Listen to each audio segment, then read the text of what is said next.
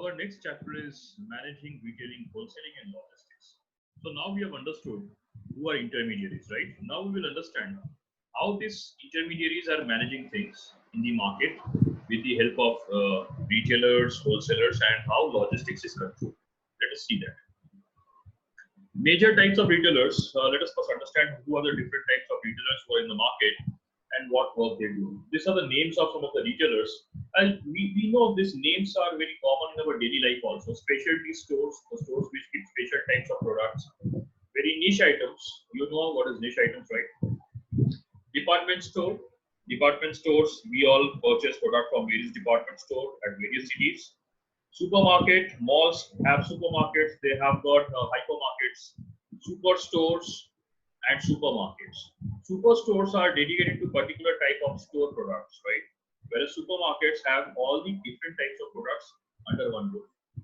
Convenience stores, which are regular stores, regular daily need product that we use in our daily life. So these are all mine.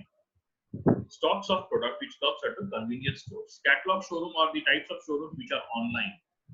We use catalogs to search in browsing products from the market, from the sellers, from the manufacturer's end, or from the e-commerce portal. So these are all my catalog showrooms, right?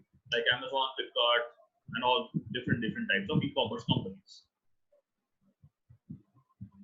Level of retail service. It can be self-service, it can be selection, it can be limited service, which not all the products are kept there at one shelf, and it can be again full service also. That means all the products are kept under one place. Non-store based retailing, that means a person who is not having a store, he is operating directly either through multi-level marketing or through catalog or through email or through any kind of magazines or any kind of, you can say, through employees. Like suppose I am doing a business, I can ask my peers, my employees, my friends in my office that please help me to push up my business, or I'll do it, assist me selling that. So these are all different types of non-store retailing. You're getting my point, right? Multi-level marketing is what, like Amway, like Tupperware and all these companies, they follow kind of retailing business that is called as non-store based. They don't have a particular shop. They are operated through person to person, direct marketing, we can say, right? Franchising system. We offer the tenure of work for a particular brand or a service to a person who is willing to pay a certain royalty, certain amount of money, and run the business on our behalf, right? So this is what I call as a franchising system. We have seen mostly the types of shops there from where we purchase products and services in the market, or where we buy these services or products. You can say they're all franchises by and large, right? So franchising system is a very common operating system in the market, wherein the original person, the original company, the mother company allows its products to be sold to other people or agent, you can say, you can name. They are called as franchisers. They pay the royalty, they pay the price for keeping their product or selling it under that brand name. They share the brand name, the recipes, and all common things, and they pay and they run the business. Franchising system. Certain changes that has triggered the retail environment to go ahead. We can see very important things over here. Competition between store-based and non-store based retailing. I have a shop and you don't have a shop, you are selling it through word of mouth. I have a shop, I have a proper channel, I'm selling it through my shop, right? So there lies the basic difference, the biggest difference, right? There are big and many giant retailers, those who have got a huge growth in the market, and they sell all types of products in the market, serving from the middle class market to the upper class market, right? Okay. There is a huge potential in investment in front of technology, and it is growing in the market. Yes, we can say definitely the use of technology has gone up. As we can see, many retail outlets, they are completely now tech savvy for their customers. Starting from selling the product to taking the feedback and delivering the product, everything online. So once again, it is a, you can say, thumbs up to retail environment. Because of these changes, the retail market has gone up a huge global level change, national level change, and local level change. We can see. Profile of major retailers can also be seen in the market. They are working good, and hence this shoppers market is proving very good for the customers, as they have got multiple choices and they have got the freedom of bargaining also. Retailers marketing decisions. What type of decisions do these retailers take? They target the market, they find the channel partners, they see the store experience, atmospheres, location, price, procurement of product. Assortment means different varieties, product varieties. I have got option. You keep 5 colors of pen, I get 15 color of pen. So I have got a wide product assortment with me. And obviously the services comes everywhere nowadays, so you cannot ignore this particular part. Services stands to be very, you can say, foolproof. Everywhere wherever you go, we'll see services. And now we have got tough competition between service provider A and service provider C. So all the companies are providing services, but still we name a few. Why? Because it has hit our mind. It has helped us to remember their brand name through their services, right? So all these types of channels, channels, different types of channel partners like wholesalers, retailers, manufacturers, customers. These are all my channel partners. Procurement of raw materials, prices.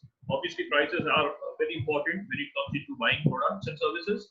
We see the competitive prices in the market, then we took a decision of whether to go for that or not, right? So prices also stands very important point.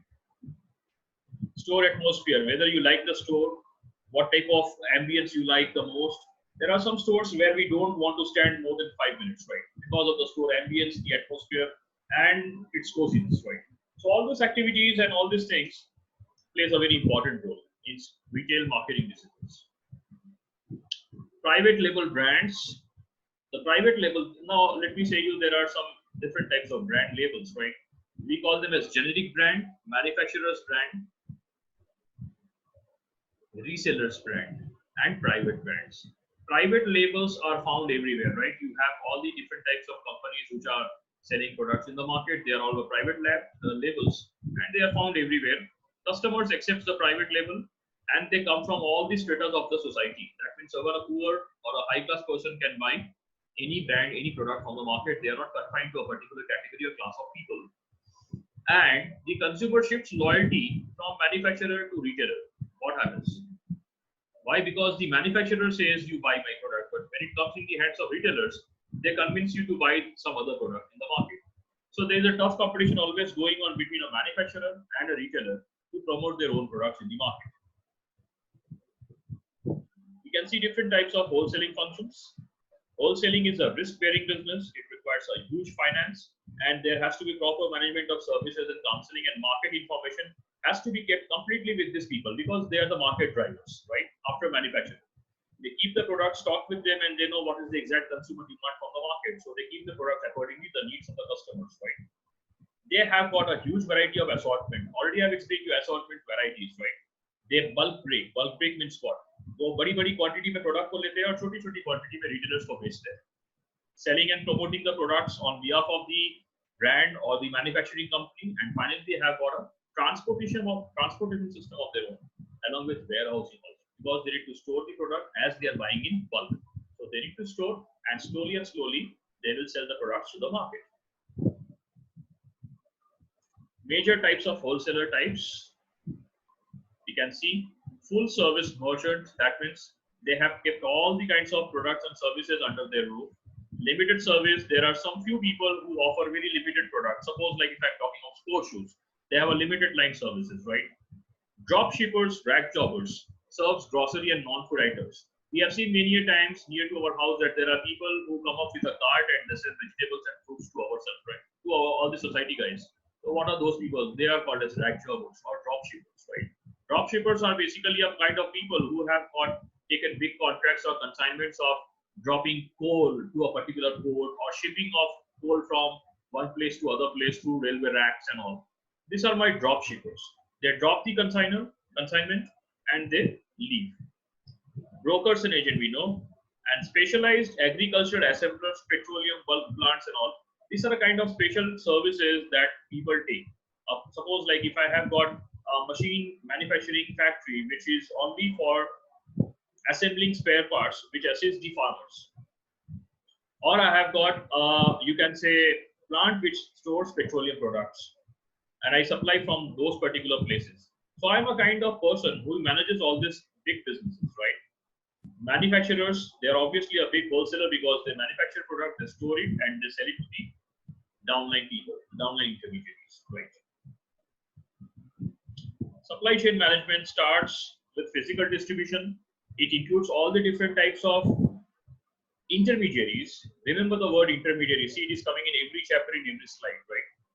Raw materials, components, equipments are supplied from one person to other person, from one intermediary to other intermediary, with the help of good transportation network and converting them efficiently into final product and into final destination. So this is what supply chain management means. Integration from procurement of raw material by the manufacturer to providing the product in the hands of consumer. All this entire work and everybody whosoever comes in between this particular path is called as supply chain management. What is integrated logistics system, ILS? It is a management that includes the raw material system flow, that means instruction flow from one level to other level, physical distribution of goods and information from one place to other place. It is called as integrated logistics system. This is very much a part of supply chain management. Remember this. Thank you.